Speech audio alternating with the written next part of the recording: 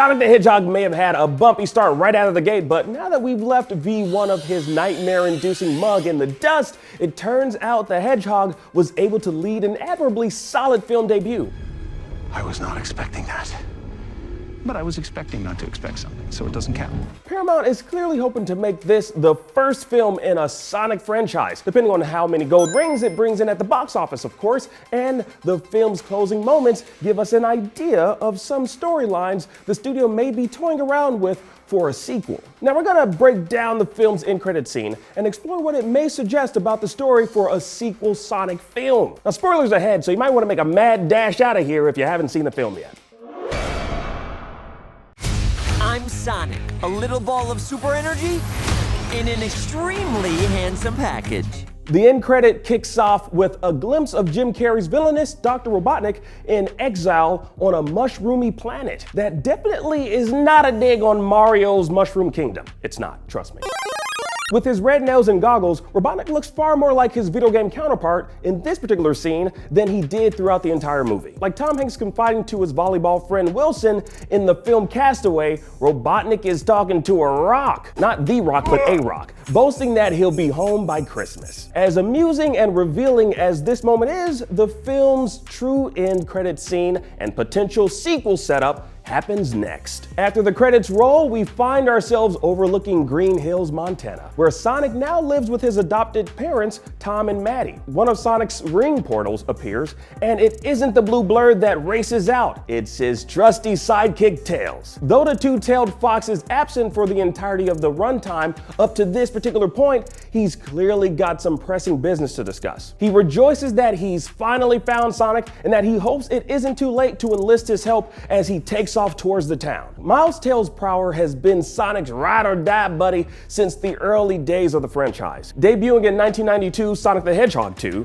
Tails was much more than a neurotic palette swap of his partner for player 2 to use. The Flying Fox tagged along from zone to zone, using his incredibly dope-ass helicopter tails to drag Sonic to new heights, literally. Or more specifically, in my case, heights that I'm too lazy to figure out how to get to. Through almost every game and animated episode in the franchise, Tails used his aerial prowess, mechanical skills, and chipper attitude to help Sonic battle Eggman's forces. The film punts on a pretty important aspect of Sonic and Tails' relationship. Have they met each other before now? It's unclear at this particular point, but seeing as a lot of Sonic's journey has to do with him finding a family and people to connect with, it seems likely they haven't met just yet. After all, now that Sonic has a family of his own, why not give him a best buddy in the sequel? Tails needs Sonic's help with something, and from the sound of it, it's a serious threat. The movie does a pretty light job on world building, passingly introducing things like Sonic's homeworld and how his ring portals work before swiftly moving on, so considering that Tails' dilemma could be based on what the movie itself introduces is a fairly quick exercise. One possibility though, perhaps Dr. Robotnik has escaped his exile and is wreaking havoc on Tails and his friends. Now it's unclear just how much time has passed between Robotnik's exile and Tails' arrival in Green Hills, but assuming there's no time jump and this scene isn't supposed to take place right before the events of any hypothetical sequel, it seems like Dr. Robotnik still has some time to serve on that gross, mushroomy planet. I hate that hedgehog! Now, of course,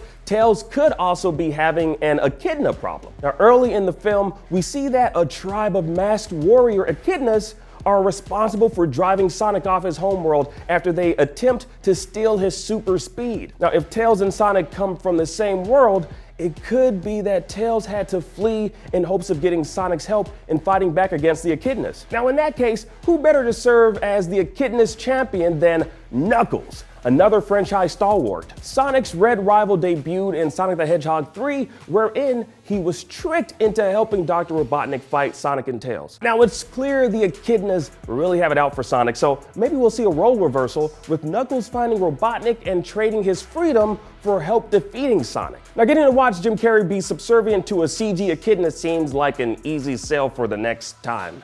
I'd love to see that, actually. Oh, give me a big fat threat! Now, if Tails' problem doesn't involve Robotnik and or Knuckles, the next possibility would significantly up the stakes. Now, a close look at the bottom corner of Sonic's map of the worlds reveals a drawing of a gem. Now, what kind of gem would be important enough to include on a map of this scale? Well, if you're talking about gems and Sonic, then you're talking about the Chaos Emeralds. Long story short, these 6 emeralds are the Sonic World's Infinity Stones, all controlled by a 7th One Ring-esque Master Emerald. Just like any reality-breaking MacGuffins, Sonic has often had to protect and recover these powerful artifacts from his nemesis, so bringing these into the mix would certainly open the door to a much wider universe of worlds and characters from the games. Now here's hoping it won't take Tails tossing himself off a cliff to save the day, although that would be pretty awesome.